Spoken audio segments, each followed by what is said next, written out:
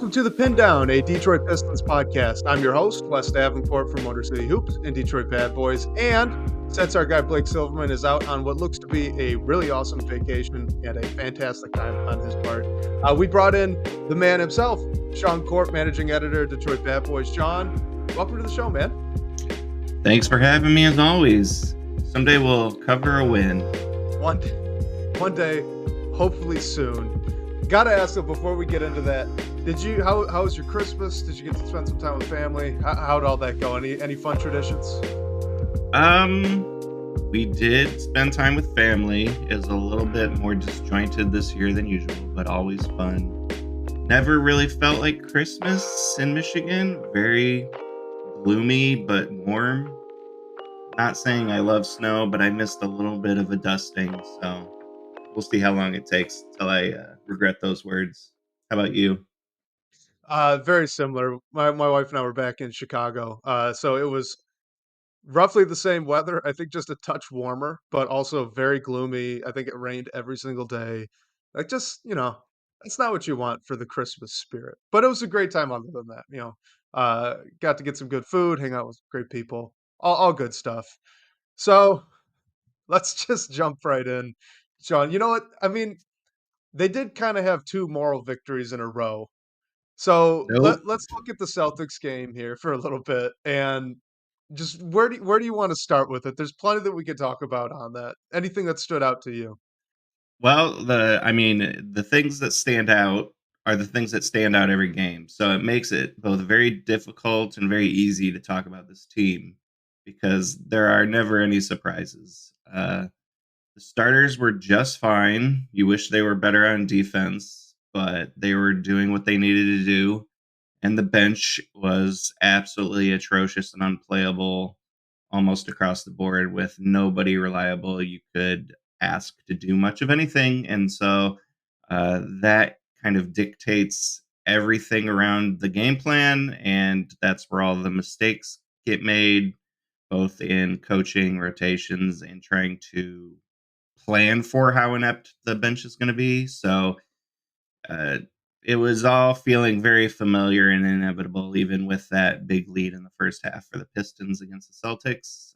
It felt like maybe they had enough of a cushion to pull it out and they were a little more resilient than usual, but I can't say that I was surprised that they dropped 28 in a row.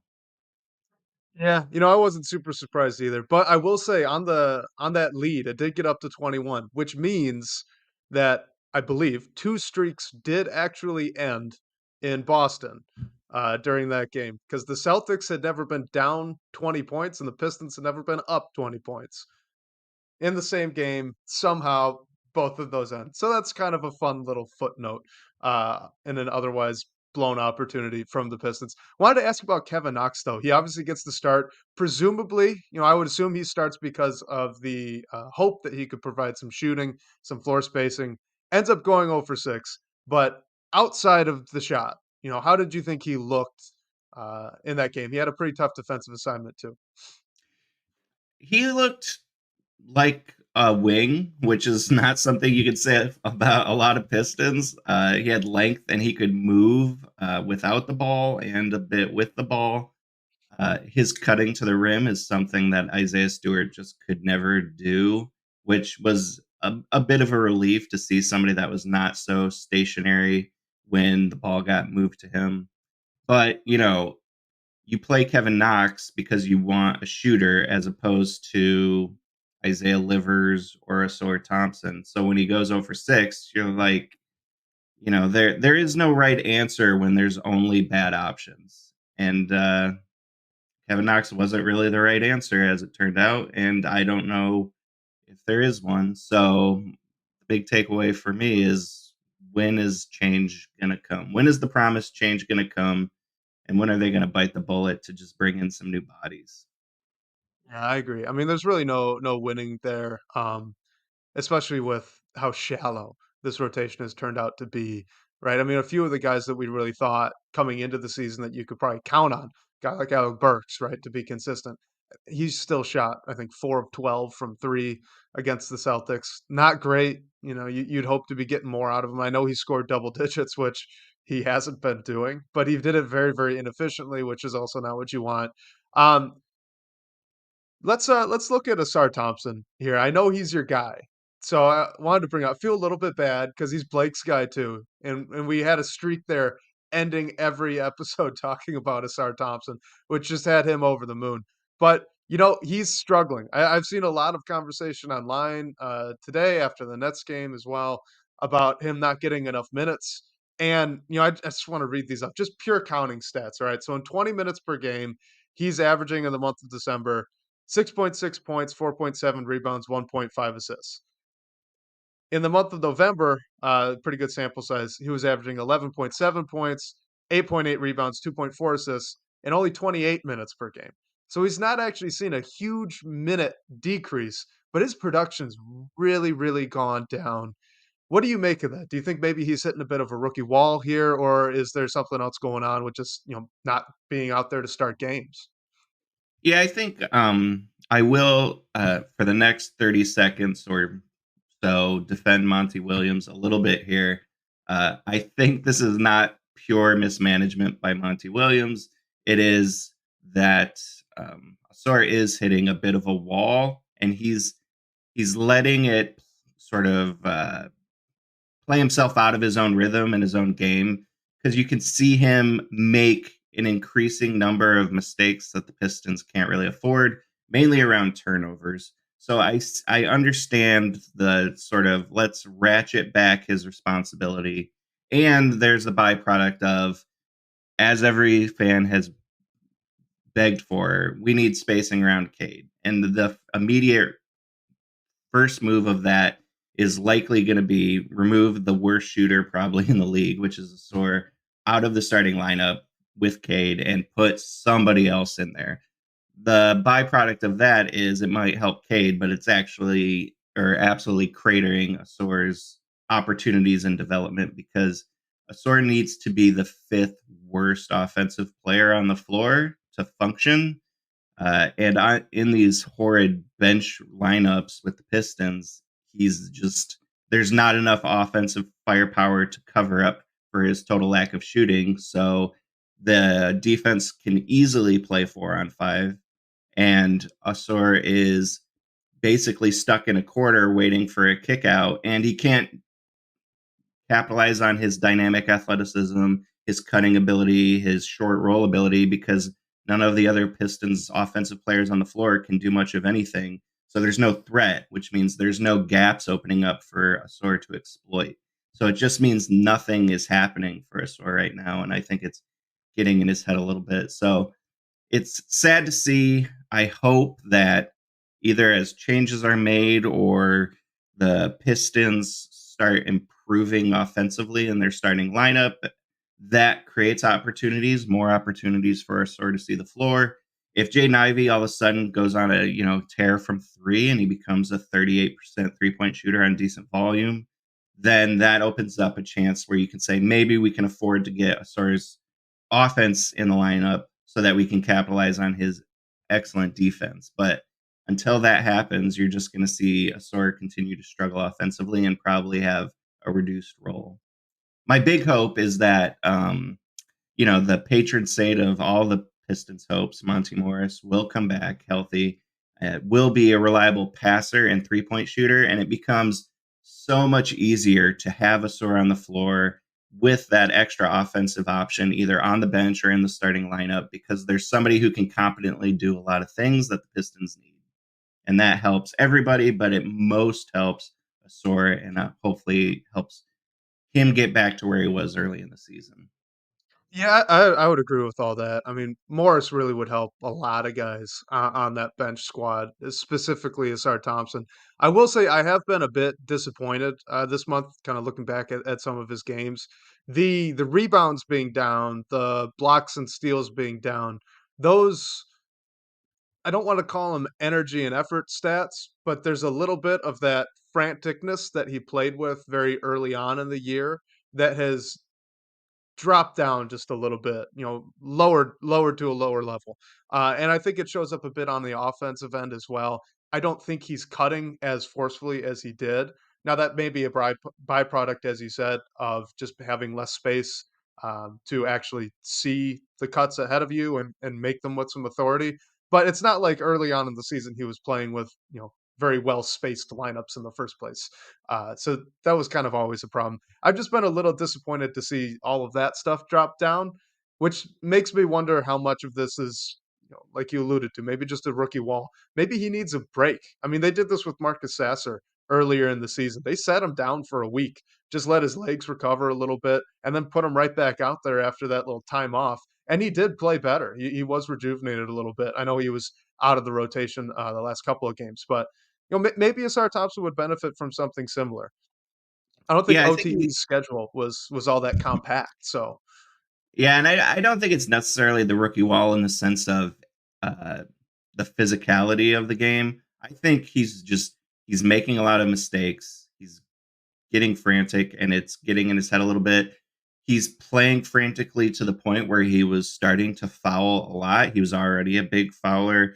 Then it got to a point where it was just way too high to sustain. And now you're seeing a bit of what you did with Duran last year, where he was playing too tentatively because he was afraid of fouling out or afraid of fouling so much he was going to get pulled. And, that's very common for young players, very common for rookies. So he needs to play through it. Hopefully he can see an uptick in minutes. It's going to require the Pistons to figure out a reliable rotation, which, good luck with that. I wouldn't be opposed to just sending him to the G League in like a gap in the schedule, just so he can play 2 or 3 games where he plays 40 minutes. And, Asor obviously is good enough to where he would, dominate Saban Lee esque in the G League, where he's going to score tons of points, get tons of rebounds, blocks, assists, basically be the focal point of the offense. And that could at least help him find a little bit of that spark and maybe a little bit of that comfort level. all right, let's talk about the one positive thing. Well, I guess there were a couple from the Celtics game, but going back a week or so, the one positive thing that the Pistons have had going for them, and that's Cade Cunningham. And obviously he had a very, very good first half. I thought he played pretty well in the second half too, even though he wasn't scoring the ball much. And following up that Celtics game previously was the Nets game where he put up 40 for the second time in I think 3 games. So I wanted to bring this up from YouTube user because he brings up a good point. He says, "I'm not worried about Cade long term, but when does he start playing 4 good quarters of basketball? I think that part of the problem there might be coaching. I would actually disagree a little bit with this. I do think he played, well, 5 good periods of basketball against the Celtics. He was in foul trouble in the first half against the Nets, bounced back. That was really nice to see. But that Hawks game he played, that felt like a wire to wire good game from him. I think he is. I don't think the scoring's, as consistent between quarter to quarter. But, you look at that Celtics game, they switched Drew Holiday onto him and started blitzing him on every single ball screen. They were intentionally getting the ball out of his hands, and he was making the right reads out of that 9 times out of 10, and that was really great to see. So I do think he's playing good 4 good quarters of basketball. How about you? I I think that you're mostly correct. I think also that the game plan a little bit was to get him less responsibility in the second half so he could play so many second half minutes.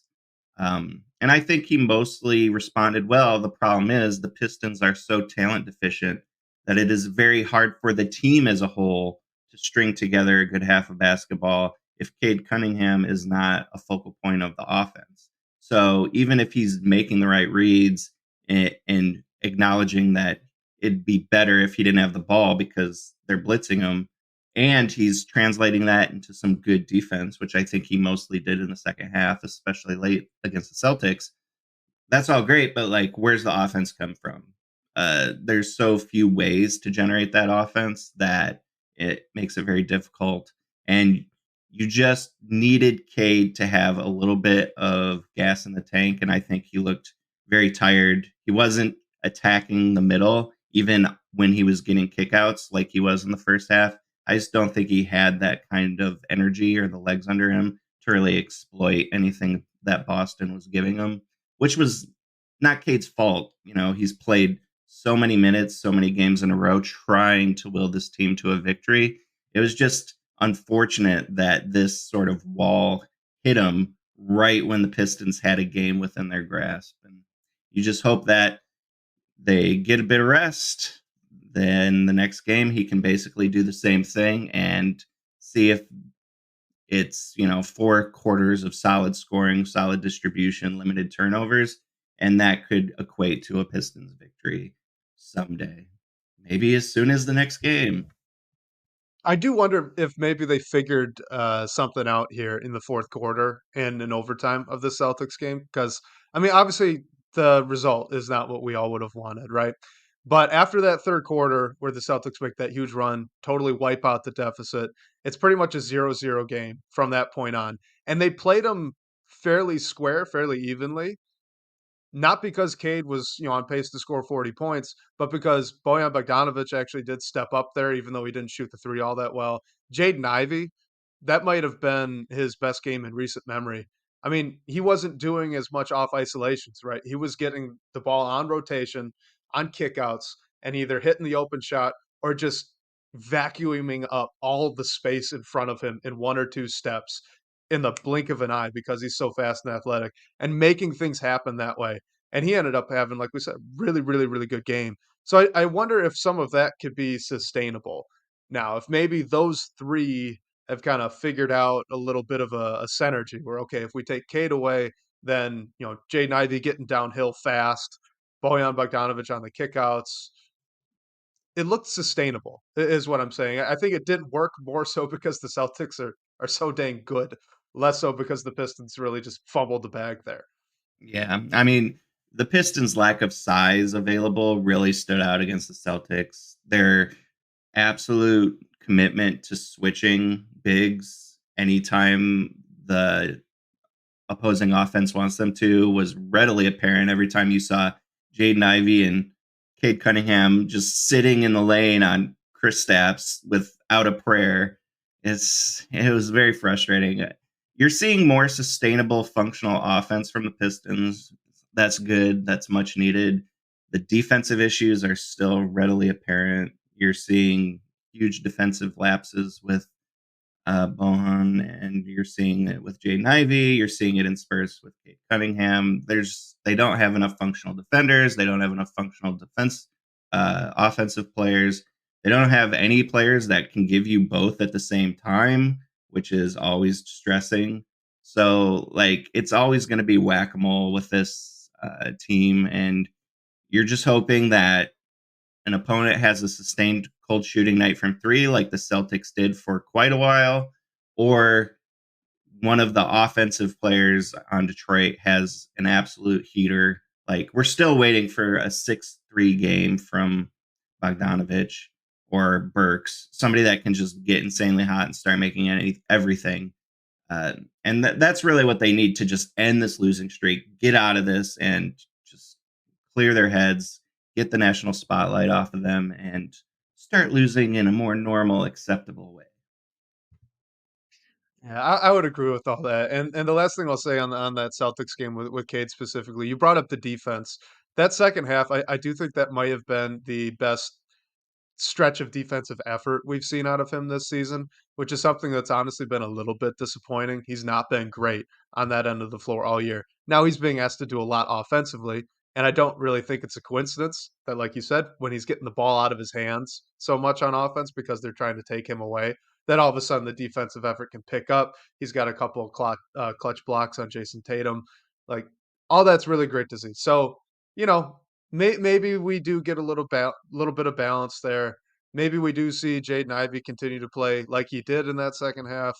Maybe Boyan goes off for 6 threes. Like, they do kind of need to play perfect. You're right. They do kind of need to play perfect to get a win. And even when they're playing perfect, which they almost did against the Celtics, they still need imperfection on the other end, which Yeah. not going They to get that need from Boston. Yeah, they need to make a trade or multiple trades to refashion this rotation. They need to sacrifice some flexibility. I'm not I'm hoping that there's a deal out there that does not require them to sacrifice an actual part of the future, and I'm defining the future as Cunningham, Ivy, Duran, and Thompson. If those 4 players are off the table, but you can do pretty much anything else, to just get an actual defensive center who can rebound and seal off the paint just a little bit. If you can get an actual two-way wing who's not even great on either end, but just good, just league average on both ends at the same time at the wing, then you can do so much more with this lineup and it makes other people's jobs so much easier. It could allow the Pistons to string together some quality defensive possessions where an opponent doesn't score on five straight trips, which means a team like Detroit, who has a struggling offense, they don't need to play perfect because they can rely a bit on defense. That would be a godsend for this team. And I'm just waiting for it to happen. I don't know when it's going to happen because everybody in the league knows that they're playing with a hand tied behind their back and should be desperate to make a deal, which means they'll give up more than they should for any reasonable deal, which means they're not making the deal, which means we're just in this perpetual cycle of doing nothing and seeing the same result over and over again. All right, let's keep on this train of thought here. We got a question from YouTube user, our guy. He asks, "How do they bring in new players? They don't have very good tradable assets. It's going to be interesting to see if Troy Weaver can find a way to a good move sooner rather than later." So, what do you think in terms of the assets that they have on this roster in order to make one of those not big but not little moves that you were alluding to there? It really depends on who's available and what they're willing to stomach. Look, they have upwards of $40 million in going into the offseason. I think that they could create more space if a deal came along and it required a sign and trade and whatever. So it's not like they can't sacrifice some of that cap space in the future and still allegedly sign an impact player should someone actually want to take their money and play for the Pistons.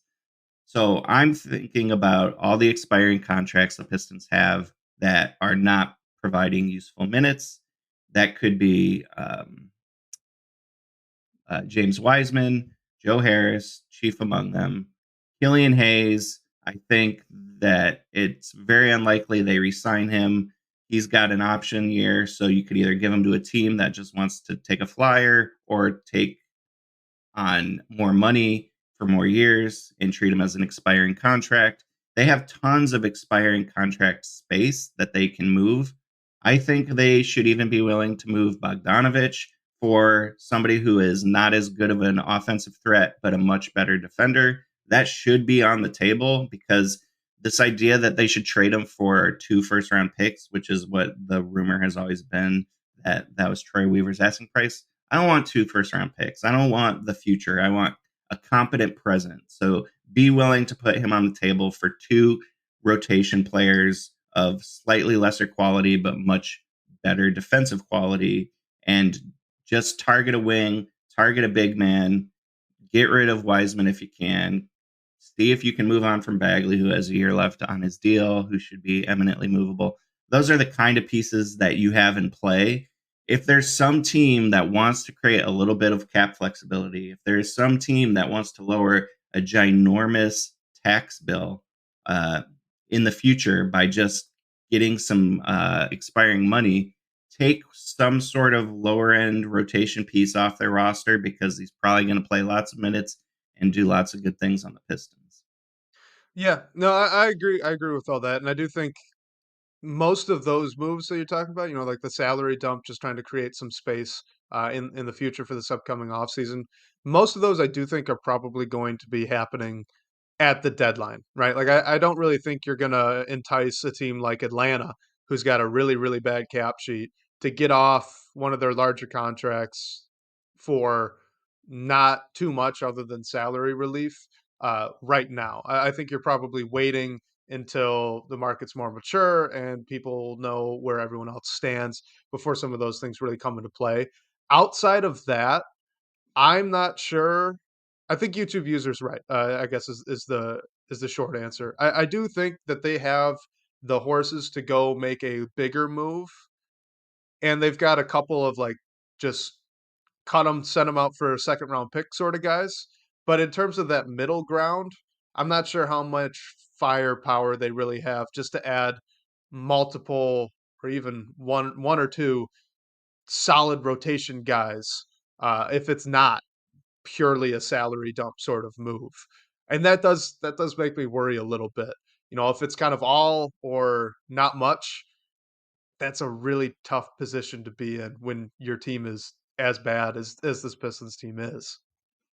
Yeah, and there's I mean, to be fair to Troy Weaver, there is a disconnect between his motivation to make a deal now and literally every other team's motivation to make a deal now, which makes it very difficult to find a willing trade partner because everyone else is much more comfortable waiting for the trade deadline, waiting to see who becomes available, waiting for the landscape to settle to see what's on the table before they make the move that they know is sort of on their docket to change their team before the trade deadline. The only team that's desperate to make a move and change things up in December is the Detroit Pistons. So you finding a willing trade partner is very difficult. And the only way that you could find a willing trade partner today, somewhat logically, would be somebody who's trying to fleece you because that's the only way they'll step into the market early. So, are the Pistons so desperate they should let themselves get fleeced, or should they just accept continual losing? They just need to win so that they can, take the option off the table. Maybe that changes the market significantly because the losing streak is over and everybody knows that they're not quite as desperate as they were the day before. They just need a nice big reset by winning a game and being, you know, just on track to have the worst record in NBA history for a full season instead of the longest losing streak in NBA history. Yeah, neither of those are good. N Neither are good, but I'm with you. I do think the desperation effect is just a little bit overstated, only in the sense that I'm not sure other teams would be actively trying to screw over, the Detroit Pistons. If a trade is helpful to them, they would consider it. Anything beyond that, you know, there's there are 29 other teams that you could be looking at as well other than the Pistons. So there's some of it. I just don't think it's a massive effect. Well, so I think the effect is the effect of the calendar.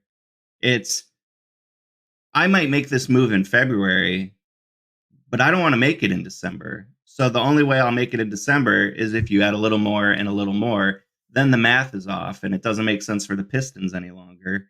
And if you try and push for a reasonable deal, the other team can rightly say, well, this is a fine deal, but there's so many different ways I could get a better deal if I wait. So why wouldn't I wait?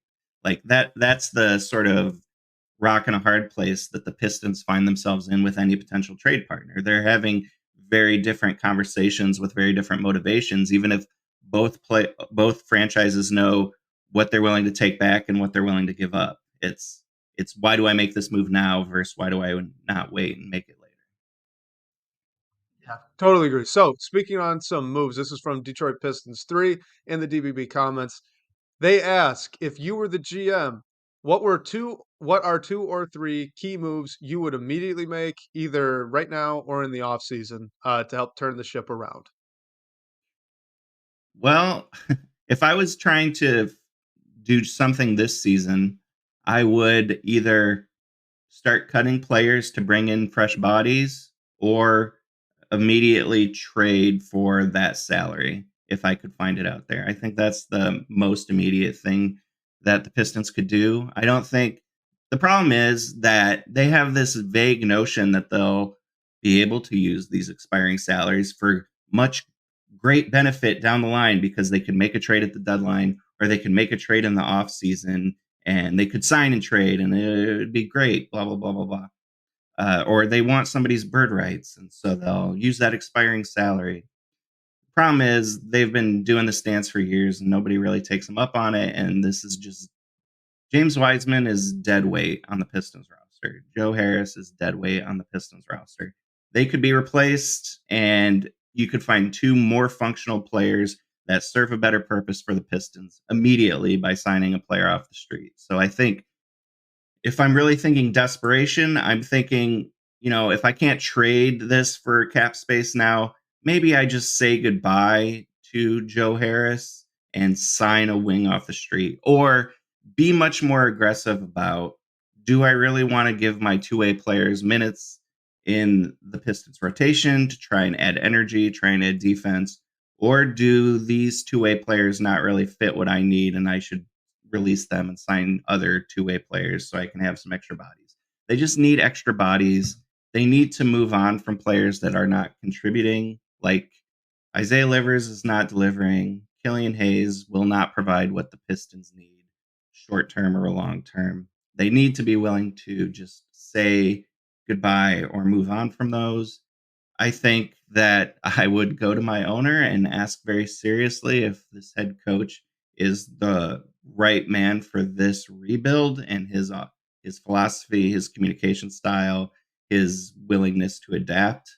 I think that there's hard questions that need to be had, and I think a billionaire can absorb a lot of dead head coach contract money. Uh, just have that conversation. So the immediate moves in the off season, I would aggressively pursue the free agent market, not for the biggest fish, but for functional rotation pieces.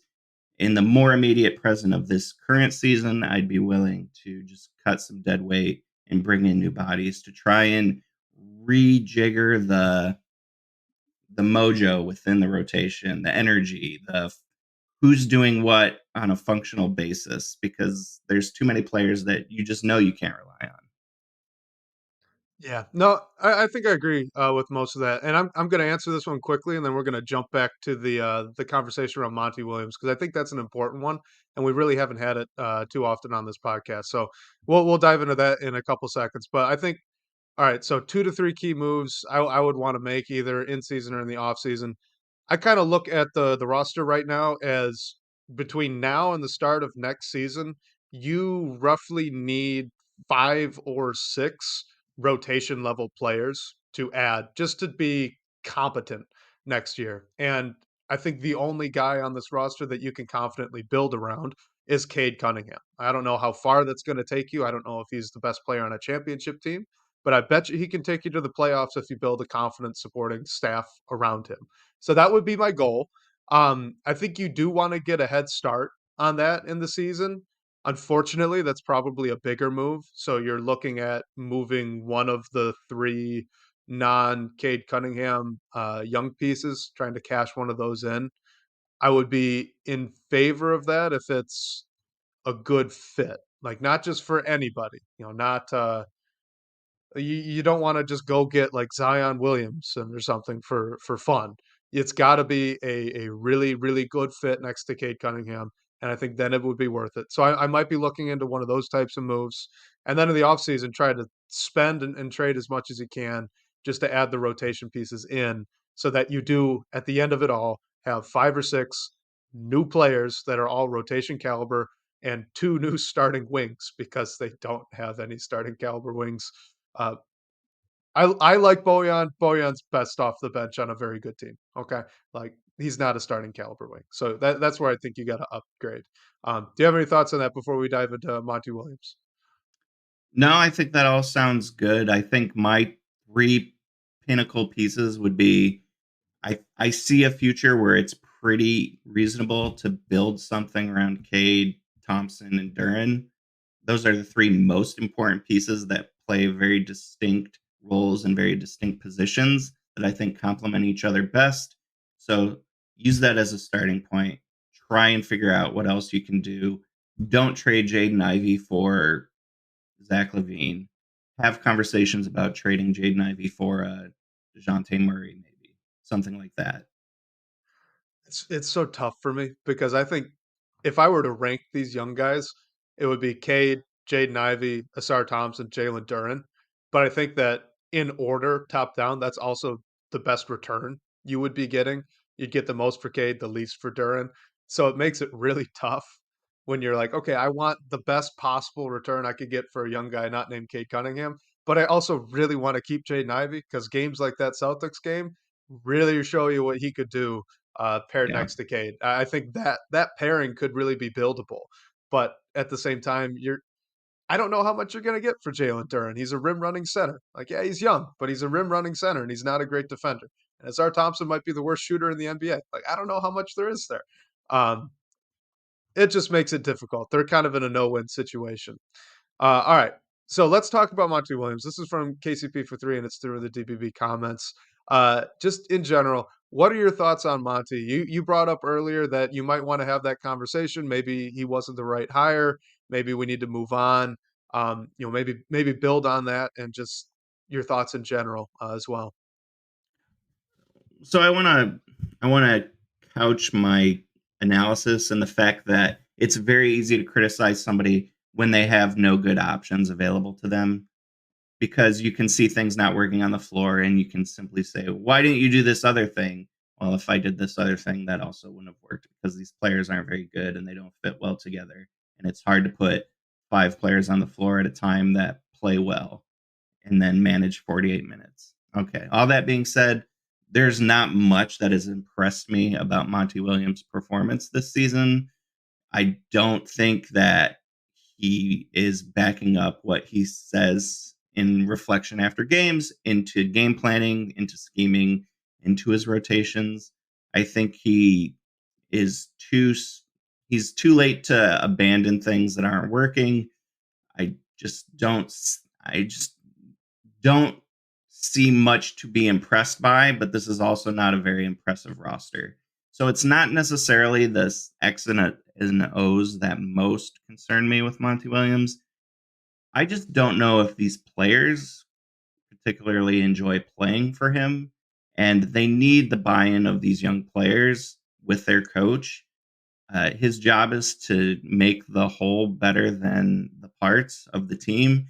He's most certainly not doing that. He's getting less out of this roster than could be conceivably imagined based on, the limitations of that roster. He's just not doing anything that is above and beyond what you could expect from anyone else. He's also a very strong-willed, stubborn person that can grate a lot of people. It works when you're winning. It's terrible when you're losing. I think that it's pretty plain that Monty Williams' approach with Jaden Ivey has uh, not been good for Jaden Ivey, even as much as he's had some natural development. There's just something missing out of Ivey's game, and you can see it in his demeanor on the floor. As much as he won't say it publicly, I just don't think he's having a very fun season, even as he has improved in a lot of areas. I just don't like the way he uses Isaiah Stewart. I don't like the way he uses Bogdanovich. I don't like how he's continually going back to players who aren't performing instead of shortening up his rotation. So there's not a lot for me to be impressed by. There's a fear I have that he's alienating core pieces like Cade Cunningham. If Cade Cunningham doesn't like playing for him or doesn't think he's the right fit, then what are we really doing here? Like, you're a billionaire, Tom Gore's, sacrifice a big chunk of money and try and find somebody that actually fits and will make this roster better than, all its individual parts. I think the difficult conversation around Monty Williams is that like he is a good coach. We have years of history that suggest he's a very good coach. They didn't just hand him this contract for no reason, right? He's backed it up previously.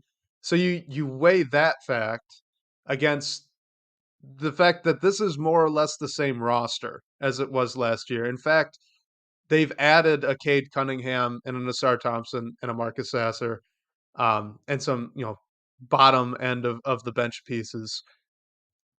It's more or less the same roster. Dwayne Casey got more out of less.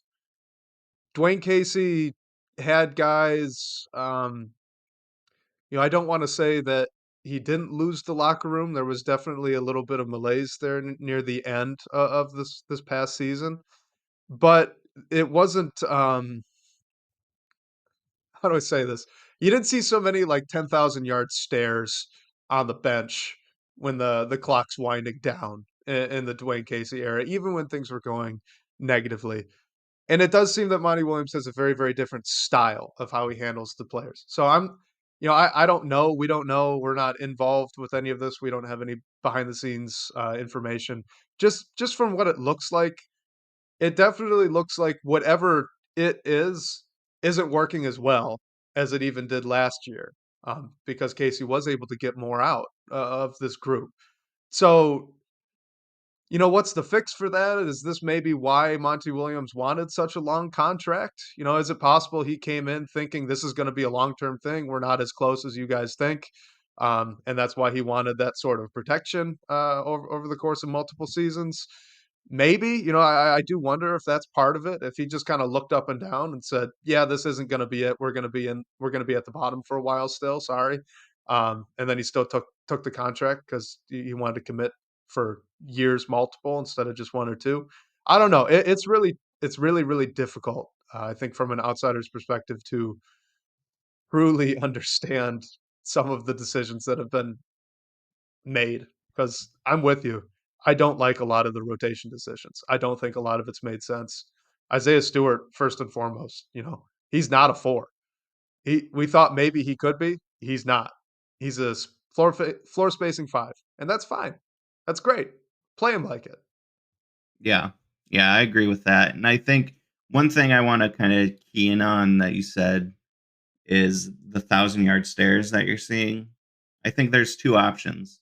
You're seeing those looks because they had confidence, they believed in what they're doing, they start out well, then they hit the skid and they were absolutely shell shocked. I think that's extremely likely scenario that this has surprised them and they don't know how to get out of it and they're so young and so mistake prone and they can't afford to make these mistakes so they just can't get that win and it's snowballing and you're seeing these looks. That's one option on the table. The second option is the locker room is not a good place, the vibes are not good, the coaching staff and the players don't have good relationships, and that generates those same kind of looks. So, when the Pistons finally win, which will happen one day, and this streak is over, you're going to learn a lot about whether the demeanor changes or not. If absolutely nothing changes and they're still looking just as despondent when they're winning, you know, 3 out of 10 games instead of 0 out of 10 games, then you're going to know that this coaching staff and these players, they don't fit together. And then you have to have really hard conversations about what matters most to this organization and how do you get out of this? Do you get out of it behind these young players, commit to building around the pieces that you believe in, the pieces that are showing they have a future, and replace the coach and or the coaching staff? Or do you say these coaches are good, these players don't mesh, they're just not living up to what is expected of them, we need to start sending out most of these players for other pieces? You know, I think I would lean more heavily on this is not a good coaching fit for these players, and I'd be willing to move on because I'm just not seeing much to be impressed by. As the Pistons get better, it's easier to see whether there will be more to be impressed by if they change things this season or add actual pieces in the offseason. But like there's no benefit of the doubt I can extend to this point because the early results have been so bad. You could see in the first Maurice Cheek season, he was a terrible head coach and he needed to go. You could see it with Michael Curry instantly. Those players didn't have as good of a track record, obviously, as Monty Williams, but I can only judge by what I see, and I'm not seeing anything to be impressed by. I think you bring up a really, really good point when it comes to like when they do end the streak, right? When they do end the streak, what's the response going to be? Because I think the gut feeling, prevailing wisdom is going to be that hey, they're young, they got the monkey off their back, and they're going to be better after that. Because we did see them play 4 good competitive basketball games to start the season before all of this. They blow the lead versus the Blazers, and then here we go. Um, if they don't, you're absolutely right. That's gonna speak volumes if you're still getting the same looks on the bench, if you're still getting the same, wall that they hit somewhere in the second half and just can't recover from. Um, it's not if it comes to that and they don't really bounce back, and start getting a little bit of momentum, feel a little bit better about themselves after a win or two, then I think you're right. It would really show something about the locker room, less so about the players. Let's jump on to this one from YouTube user again, our guy with all the questions. Appreciate you. He says, "It seems like in December, Zach Levine has no trade market, according to the national media.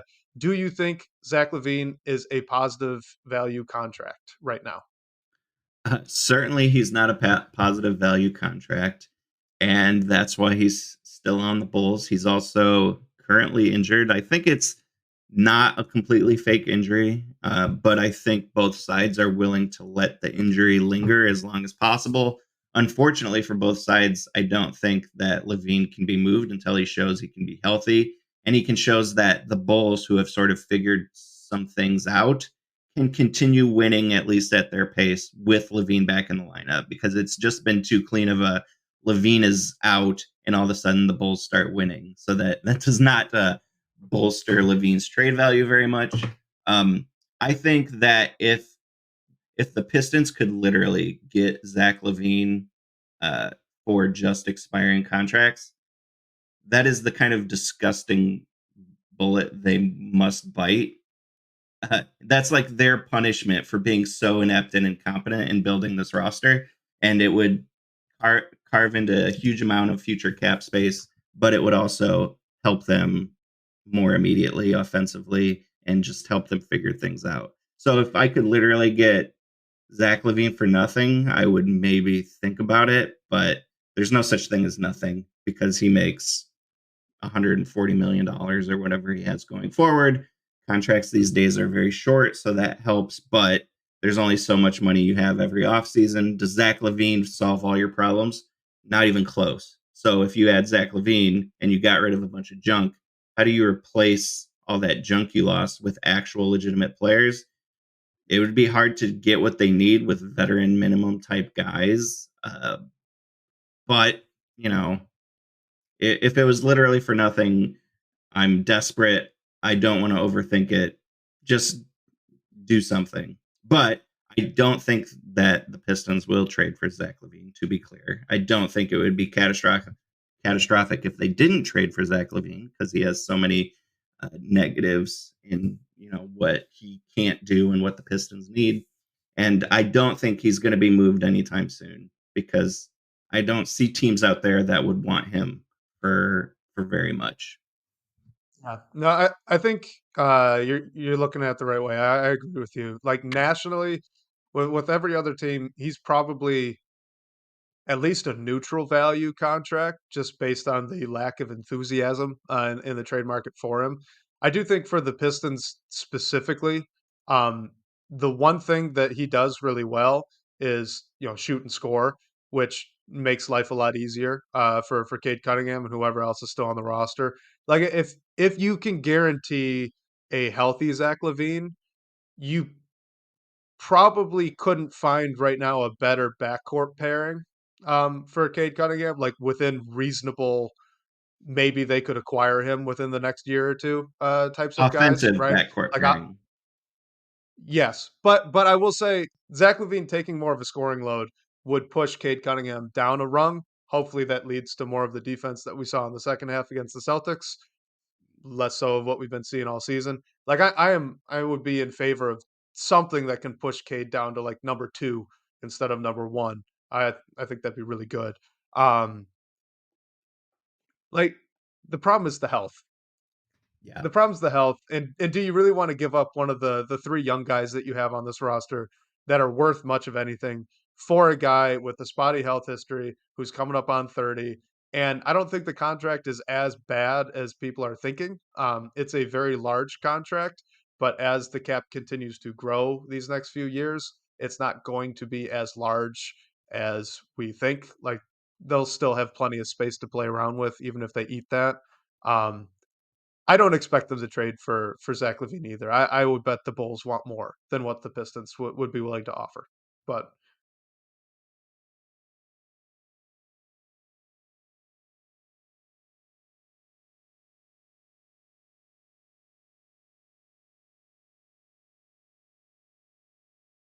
Yeah, I'm sure the Bulls want more than what anyone's willing to offer, and that's why he's still there, and they'll just wait it out and hope something comes along.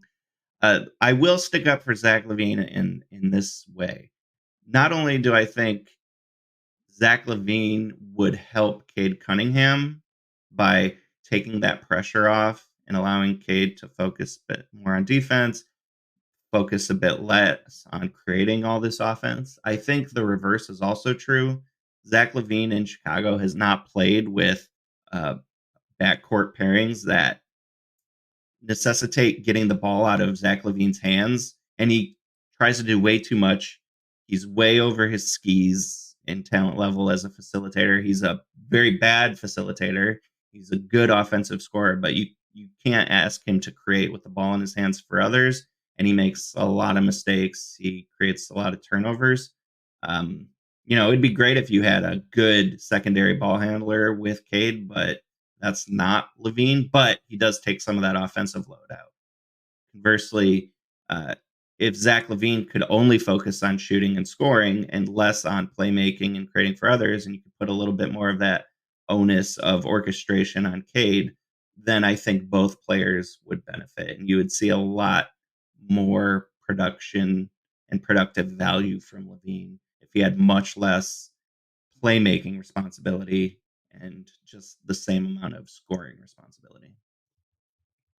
Yeah, and I might even be a little bit more positive on the playmaking aspect of it. I think he can make, basic reads, which is good enough as a secondary guy. He's not gonna be creating fantastic looks for people, but if he drives and draws like 4 guys, he'll make a kick out, like, good enough. I'll take that. I don't want him. Yeah. He's doing way too much in Chicago when he plays. Yes. I think some of that is self-inflicted because he probably thinks he can do more than he can do. And when you're on a struggling team, that's what the veterans do. They put it on themselves to do everything, and that doesn't help anybody often. So if Zach Levine could find himself in a place where he is just this absolutely lethal scorer on a few levels, then that's best for everybody. Yeah, I agree, and that's the only reason I'd consider it. I do think the fit is good enough where it's worth thinking about. I just don't think there's a trade fit necessarily there. Bonus points, Anyway, Zach Levine and Cade Cunningham backcourt means you can put Asar Thompson back in the starting lineup, and he remains yep. one of the best rookies in the league, and I become a very happy person. So what you're saying is they definitely need to trade Jaden Ivey for Zach Levine. Got it. All right, moving on. No, I know you're not saying that, Sean. I'll get you a hard time. This is from Richard Brooks on Twitter. We got a Twitter comment. That's great. Saying the season is lost. Prioritize playing time for Asar Thompson and Jaden Ivey should be a focus.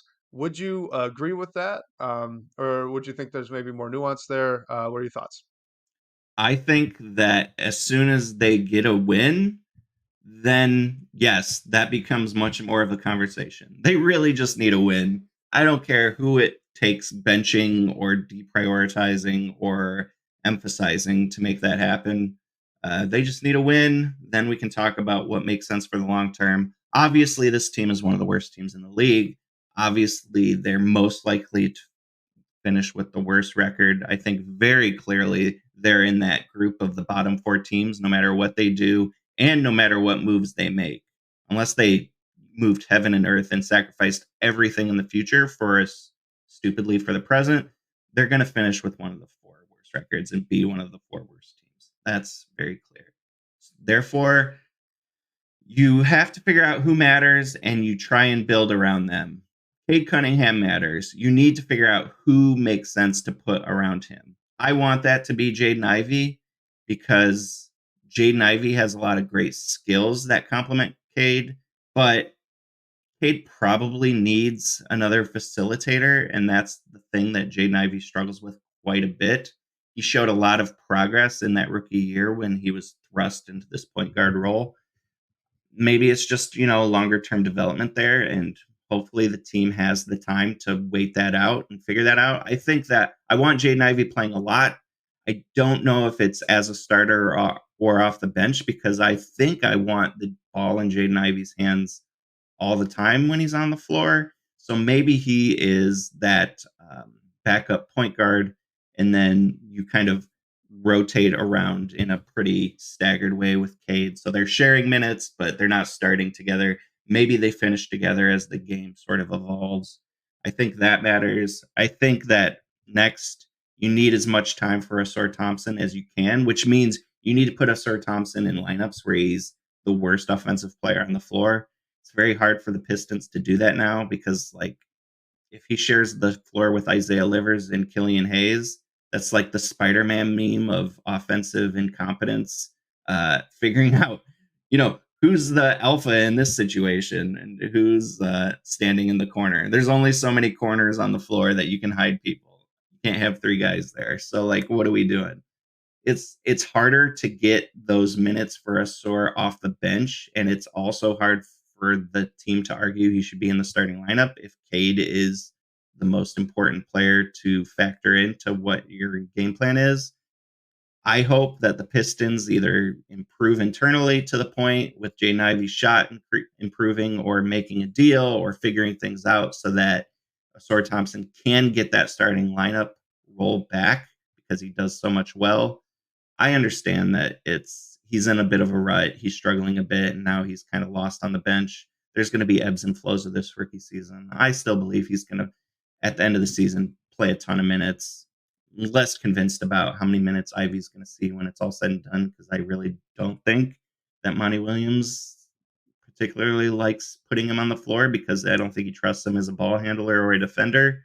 So it's going to be tougher go there, but I think there's ways to get all three of those guys minutes, and that is an important focus. But that doesn't mean they all share the floor all at the same time, all the time. No, I agree. Especially with I would want Jaden Ivey to be a focus. Not sure if the team will want Jaden Ivey to be a focus. But I think, Richard, those are the two guys on this roster that have all-star type ceilings to me. I'm not totally convinced on Jalen Duren. I know some people are, and I respect that. The people that are could be absolutely right. To me, I see a rim runner who's not a really great defender right now, and that's pretty tough to become significantly better at as a shot blocker in the NBA.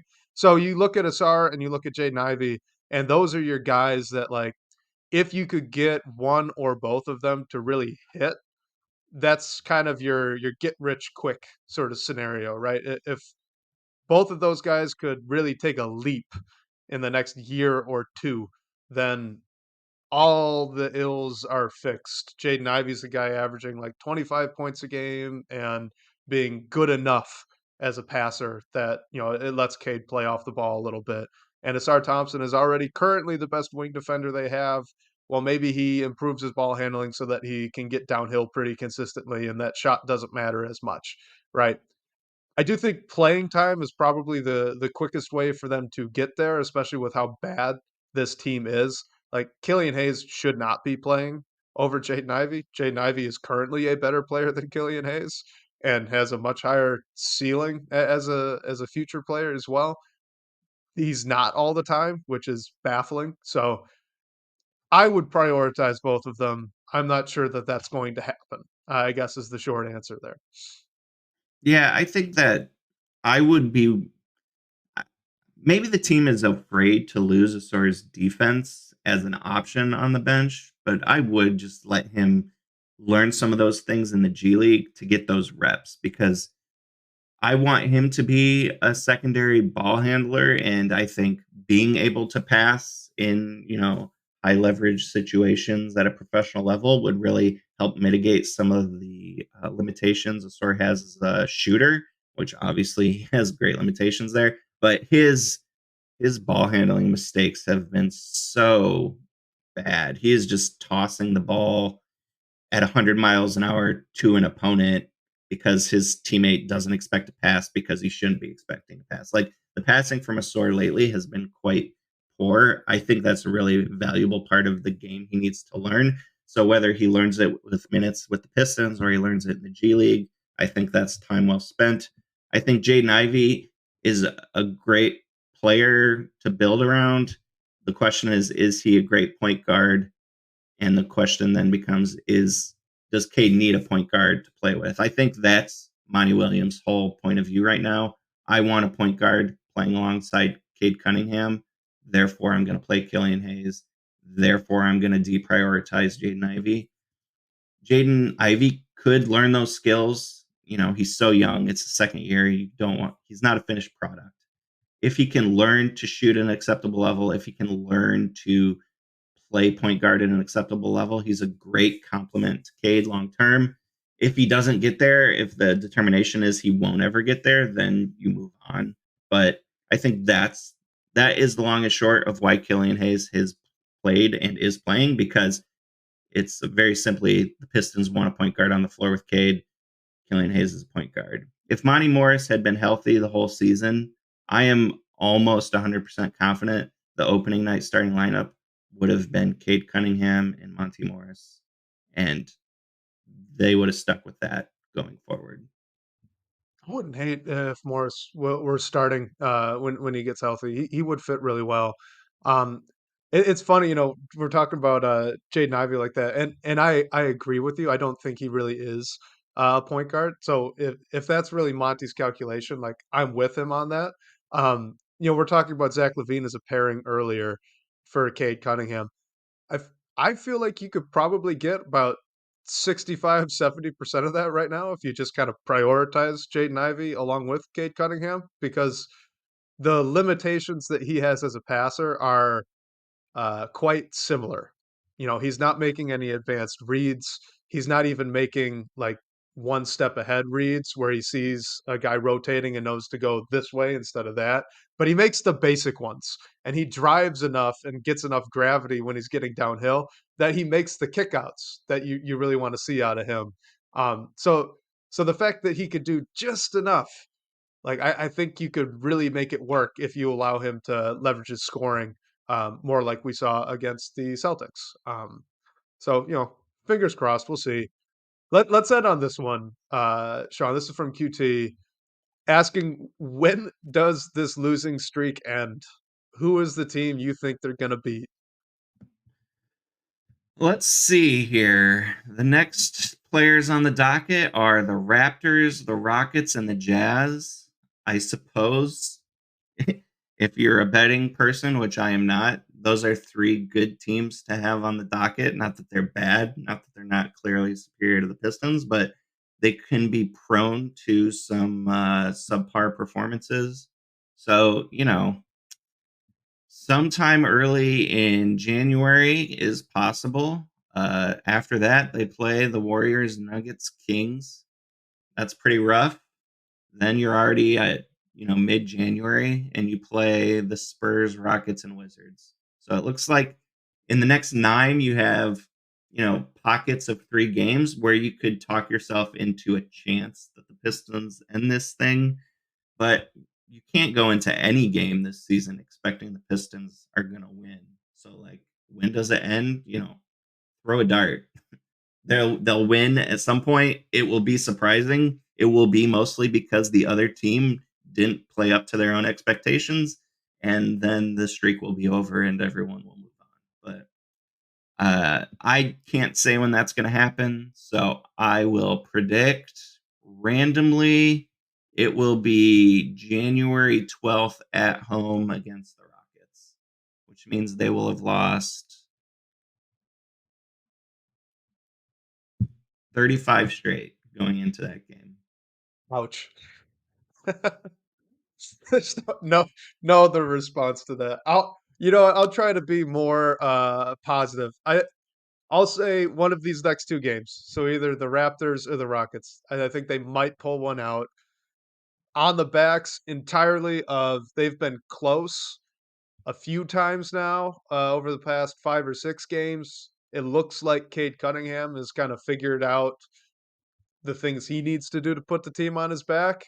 And I'm going to say, with my rose colored goggles, that Jaden Ivey just figured out what he needs to do as the secondary guy next to Cade Cunningham with the effort he put in on the glass, the aggressiveness he played with getting downhill, and the ability to just hit open catch and shoot shots when they were available to him. against the Celtics. So if Cade Cunningham keeps playing how he did, and Jaden Ivey figured something out here, I think they might pull one out on the backs of those two, assuming Bojan knows how to shoot the basketball, which he's not the past 2 games. I would say I'm just gonna keep my glasses on. the cruel version of the narrative is that the Raptors absolutely demolished the Pistons behind Scotty Barnes, who was in the same draft class as Cade Cunningham. And it creates a lot of dumb narratives that I don't want to hear, which I've heard a lot of narratives I don't want to hear this year. So I'm not discounting that possibility. The good narrative that we would love to see is January 1st. It's a new year. It's 2024. Anything can happen. Their first game is that day, visiting the Rockets. That's the Thompson twins playing each other. That's Cade Cunningham, the #1 pick, playing Jalen Green, the #2 pick, who is struggling, even though the Rockets are much better. And, if you're going to have a statement game to end a losing streak, and that you can't do better than pick January 1st against the Houston Rockets, who did a 180-degree different approach to the offseason this year by spending a bunch of money on some veterans, and it's working. So go figure. And you couldn't do better than Cade outplaying Jalen Green and Asor outplaying his brother Amin. I like it. Let's end it there. Let's be positive. We're predicting the Rockets on New Year's Day. That'll be the win. I like that. The narratives would be fun. Just that whatever we do, as long as I can keep these rose-colored goggles on, I am happy. All right, Sean. Let everyone know where they can find all your stuff, man. Thanks for coming on. Yeah, thanks for having me. As always, please just keep reading the Detroit Bad Boys website that keeps the lights on this YouTube channel and podcast feed. It has a lot of great contributors that are trying to unearth good stories, good analysis about this woeful Pistons team, and just love the community we have there. Love the community we have here. So keep involved. Don't lose hope. Cade Cunningham is showing you everything he needs to show you during this awful losing streak. I wish I spent more time absolutely praising the way he's played the last couple weeks since he admitted the team was bad. He's doing everything he should be doing and everything he can be doing. So let's just get a win. Absolutely. All right, guys, we're going to wrap this up. So special thank you to you, Sean Corp, for supporting the show. We appreciate you, man. And shout out to all you guys for these great questions, these great talking points today. We'll catch you next week, whether it's on your commute or live with us on YouTube or Twitter now. You can make comments there, get your questions in for that platform as well. We can't wait to talk more Detroit basketball with you.